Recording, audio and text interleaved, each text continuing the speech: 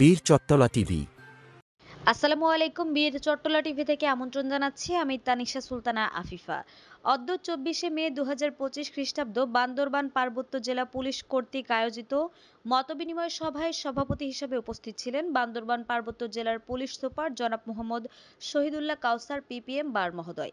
উক্ত মতবিনিময় সভায় বান্দরবান পার্বত্য জেলার সকল থানা, ফাঁড়ি, তদন্ত কেন্দ্র, ক্যাম্প, চেকপোস্ট ও পুলিশ লাইনসে কর্মরত সকল পদমর্যাদার অফিসার ও ফোর্সগণ সরাসরি ও অনলাইন জুমের মাধ্যমে সংযুক্ত ছিলেন। এ সময় পুলিশ সুপার মহোদয় সকল পুলিশ সদস্যদের কথা মনোযোগ সহকারে শুনেন ও প্রয়োজনীয় ব্যবস্থা গ্রহণের আশ্বাস প্রদান করেন।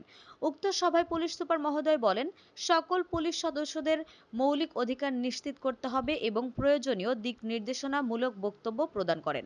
পরিশেষে পুলিশ সুপার মহোদয় বান্দরবান পার্বত্য জেলার কর্মরত সকল পুলিশ সদস্যদের পুরস্কার প্রদানের ঘোষণা দিয়ে মতবিনিময় সভা সম্পন্ন করেন।